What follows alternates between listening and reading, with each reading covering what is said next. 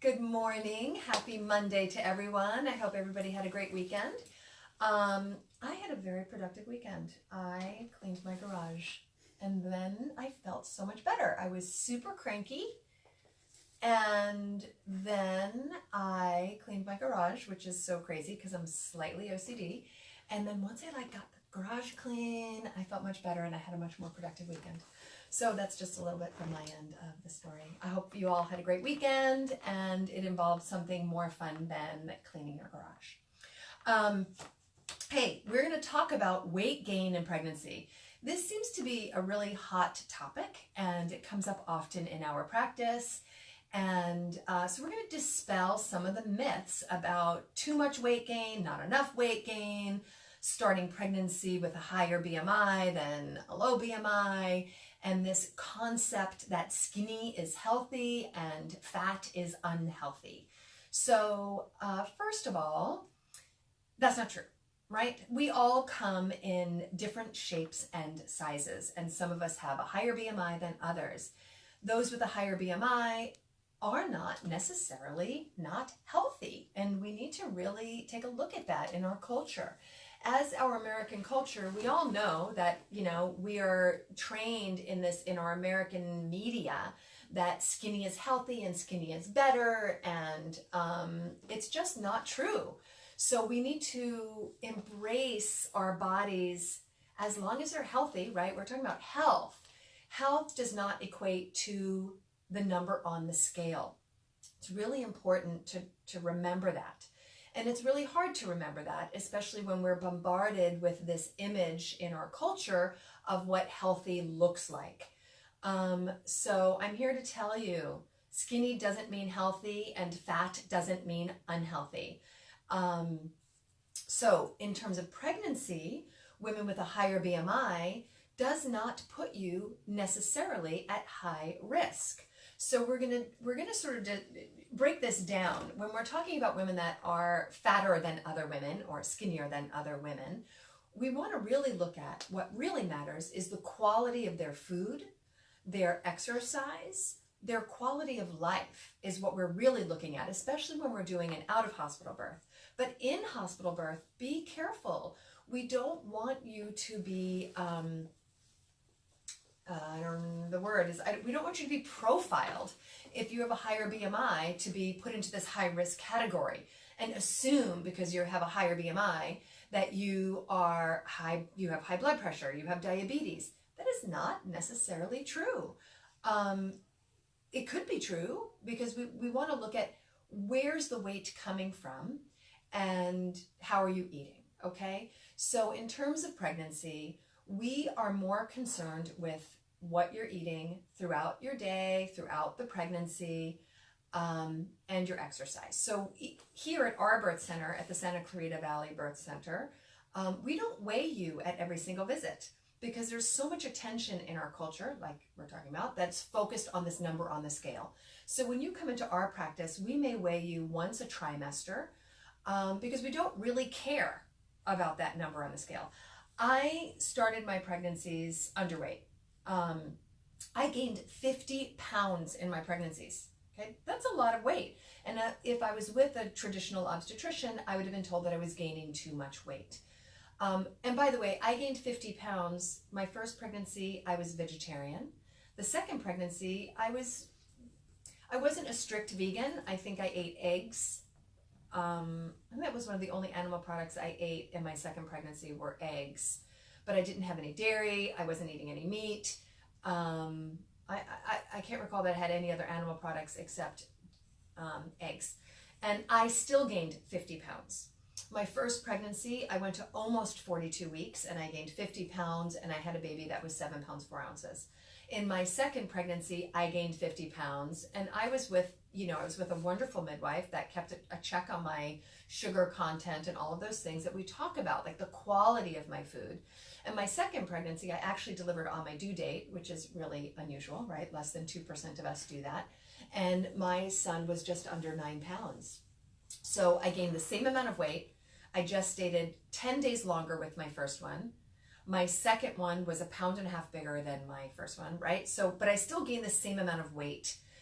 because that's just what my body was going to do. And many of you that have had babies before, we have a mom who's in our care right now, and we've helped her many, many times. I think we're helping her for like the 5th time. She gains the same amount of weight every single time.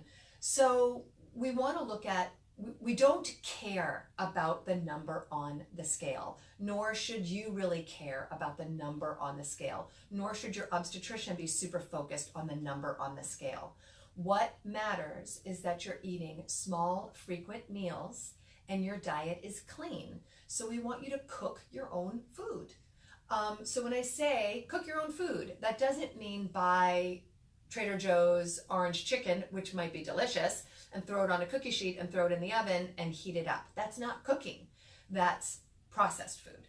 But buy a chicken if you are so inclined to eat chicken. Buy a chicken, raw chicken, not marinated, not pre-prepped, and cook it yourself at home. Eat clean proteins. That would be, if you're a meat eater, that would be chicken and pork and beef and things like that, and turkey. If you're a non-meat eater, you can be vegan and get plenty of protein. My vegans know that, but many of the people that are around our vegan families give them a really hard time. There's this concept like you have to eat meat to get your protein. And as a good vegan, if you are one, you know that that is not true. We're getting proteins from a variety of things. Beans and brown rice, nuts and seeds, chia seeds, hemp seeds, great sources of protein. Peas are a great source of protein. Any kind of bean. Lentils are super awesome, right? So we know that our vegans are also getting plenty of protein. Our vegetarians, if you're eating well, you're getting plenty of protein. So the goal is that you're eating every 2 to 3 hours. Every time you put something in your mouth, it is a source of protein. Maybe it's a scoop of nut butter, peanut butter, almond butter, sunflower seed butter, some kind of butter on a whole grain cracker maybe, or on a piece of fruit. Bananas and peanut butter are awesome.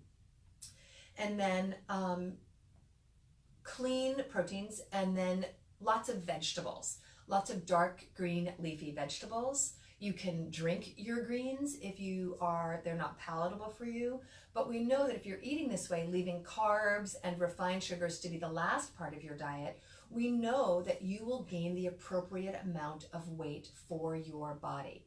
You're limiting fruit juice, you're keeping your diet to 2 servings of fruit a day, unless they're blueberries, blackberries, or raspberries. Those are super low in the glycemic index, so you can eat more than 2 servings a day.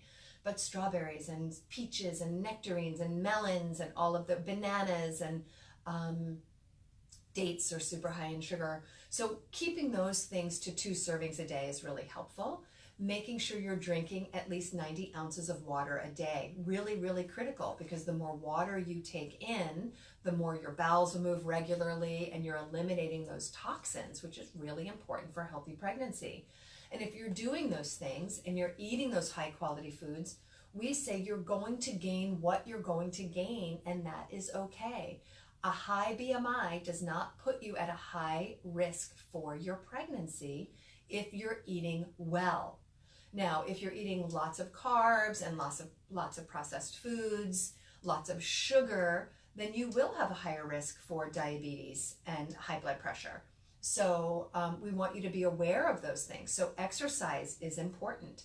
It doesn't mean you have to be hitting the gym every single day. It doesn't mean you have to have a personal trainer. I mean, if you could have those things, awesome. Who doesn't want a personal trainer? Super, super great. But many of us can't. It's not in our budget, and we don't have the time for that. But if you can get outside and walk for 1 hour a day, 1 hour complete, right? Not 15 minutes here. Oh, I walk a lot when I'm at work. Doesn't count. It means an intentional walk for 1 hour a day. We know that that's going to be really great for your circulation, and it's going to help you metabolize all those calories, right? It's going to help you metabolize your sugars and those carbs, right? So it's going to help keep your weight at an appropriate number for you. Many of you can't just start walking an hour a day. Some people, especially in our culture, we're pretty sedentary, right? We don't move our bodies a lot in general. So you might need to start with just walking 20 minutes a day. And then you're going to increase it to 30, and then 40, and then 50, and then 60 minutes a day. And then you'll notice that you really like to get that walk in, especially if it's after dinner. While we still have a lot of sunlight, it's getting cooler. a little bit out here. It's getting a little bit cooler by the time dinner is over. So that's a better time to get out and go for a nice long walk after dinner. Also, you'll notice once you start drinking water that you're going to want to continue to drink water. Many of us have a really hard time hydrating because we just don't like water. So a trick is to get that water started first thing in the morning, and then once you start doing it, you'll want more and more water, and you'll just get used to the feeling of being well hydrated, and you'll like the way that feels. And all of that will keep your weight in check, regardless of what that number is on the scale, okay? Just because you're skinny doesn't mean you're healthy. So we want to make sure you're also getting good fats in your diet. Avocados are really great. Coconut is really great. Nuts and seeds, like we've talked about, are really great. Nut butters are really great. Those things are really important. Egg yolks, I know they're high in cholesterol, but they're really, really good for you when you're pregnant. So we want you to get those good fats in. And to remember that that number on the scale, let's break down what that number looks like, okay? Because in the standard, I don't know, lately my New York accent has been pretty significant, and I don't really know what that's about, but I'm catching myself on a regular basis, like dropping into my New Yorkisms, and I said something earlier today, like, oh, I'm going to lift you higher. I had this little toddler, and yeah, higher, and stand, and okay, so in this standard obstetrical model of care, they say, I think it's like you should gain between 25 and 30 pounds or something. 25 and 40 pounds? No, oh, yeah, okay. I think it's like 25 and 30 pounds is some like random number. By the way, it's a random number. And if you start out underweight, guess what? You're going to gain more than 25 pounds. And if you start out overweight, you may gain less than 25 pounds, okay? So let's break down where this weight gain is coming from. It's not just all body fat. So your blood supply, between 18 and 28 weeks, we often have our largest weight gain. That's because between 18 and 28 weeks is when our blood volume is increasing by 50%. Holy moly, that's a lot of weight. That could be as much as 4 pounds just of blood supply, okay? An extra 4 pounds just in blood supply. Your breasts grow when you're pregnant. And for those of us that have very small breasts, it's kind of, it's kind of cool when you get breasts finally. Unfortunately, your belly grows, so you don't really get to see that breast growth. But breast tissue in and of itself, just that glandular tissue, is about 2.5 pounds by the end of your pregnancy. So that's a lot of weight right there. Your placenta, of course, weighs about between 1 and 2 pounds, 1.5 pounds or so. It's in relationship, your placenta is in relationship to the size of your baby. So we just caught a big old baby last week, and that placenta was really, really, really heavy. So the baby was, I think the baby was like 10.5 pounds, right? So 10.5 pounds, so you figure that that placenta weighed about I think that placenta weighed almost 2.5 pounds. So that's already quite a bit of weight. Of course, then the weight of your baby. So the weight of the baby is going to be anywhere between, average 8 pounds, right? In an out-of-hospital setting, our average weight is about 8 pounds. And then you need body fat, friends. You need body fat. So those of us that might start underweight, or we were if you were a dancer before you got pregnant, or you're an athlete, right? You're not used to having that arm fat. Like the first thing in your first trimester, you start noticing like, what the heck is going on? I'm developing, arm fat. I've never had that before. Or this like crazy back fat situation that you might not have ever had before if you're starting in a really, really low body fat body before you get pregnant.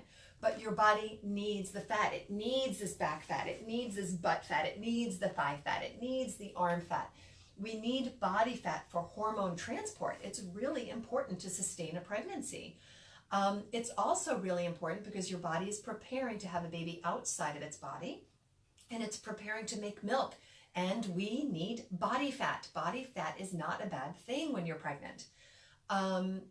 And in our culture, again, we're not used to having those of us that are looking at all this media. And if you were a dancer or a gymnast or an equestrian or a CrossFitter or some, super athlete, you're not used to having that body fat on your body. And it can be really, really disturbing and really hard to wrap your head around. But body fat is healthy. You need it when you're pregnant. So your body's going to gain at least 8 pounds just in body fat. And so there you go. There's that. And amniotic fluid, right? Water is really heavy. I just learned today that a gallon of milk weighs 8 pounds. I did not know that. That is really, because of my risk situation here. Not that I don't buy milk, so I don't really know because I don't try to carry a gallon of milk in my hand. But water is very heavy, so we were talking about just liquid is very, very heavy. Amniotic fluid can be up to 2 pounds. That's a lot. And then other fluids in your body, 4 pounds. The uterus itself, the uterine muscle itself weighs 2 pounds. So, I mean, we're already, I don't know, I can't do math really fast, but I think I added this up. And if you have a 7.5 pound baby and your placenta only weighs a pound, we're already at almost 18 pounds here, 18 to 20 pounds, right? But then if you have a bigger baby, you have more amniotic fluid, you put on a little bit more body fat, you know, those numbers can go up. So please, weight gain is not an indication of health. A high BMI is not an indication of not healthy. A low BMI is not an indication of healthy, right?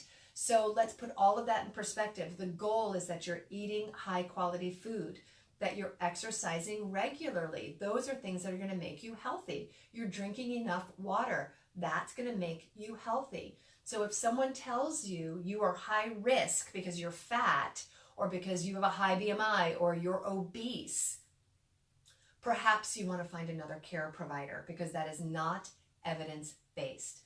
The research says that that does not, a high BMI, obesity does not put you at a high risk in your pregnancy. Now, our American model, medical model of care will disagree with me, but if we look at the research, look at the studies coming from other countries besides the United States, and they will tell you that obese women in midwifery care do just as well as non-obese women.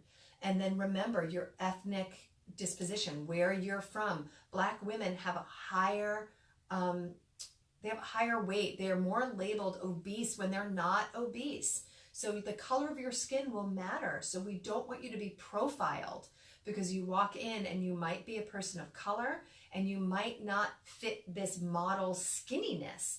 You do deserve to be treated low risk as long as your blood pressure is good and your blood sugars are good, right? Skinny women can have diabetes, especially like our Latina mamas. I mean, they have a higher risk of diabetes, just ethnically predisposition to it.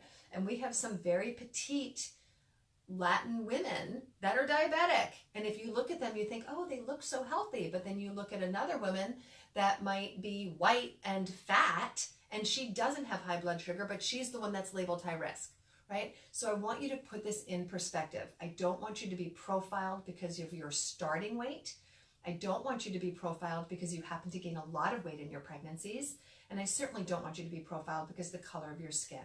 So all of these things play a big role, and we need to start changing the way we think about beauty in our culture and about what is healthy and what is not healthy. So again, in our practice, we will only weigh you once a trimester, or we'll weigh you more frequently if we're concerned about your weight gain or something's going on and your blood pressure is rising, or you come in one day and you don't look right. You're swollen, right? You're like we say jowly, and suddenly your face is much fuller and more swollen, and you no longer can see your ankle bone anymore. Your calf and your ankle are the same size. That's not ideal, right? There are indicators where we're going to want to check your weight, but we're not looking at it as an indicator of health. So I would encourage you to find a care provider who you are aligned with in that. And if you have any concerns about your weight, or someone told you you're high risk because you have a high BMI, I challenge you to say, please look at the research, and I don't believe that is true. So we gain a lot of weight for a variety of reasons. And remember that your blood supply, your placenta, your amniotic fluid, the size of your uterus, the size of your breasts, just the general body fat that we put on is all appropriate in pregnancy.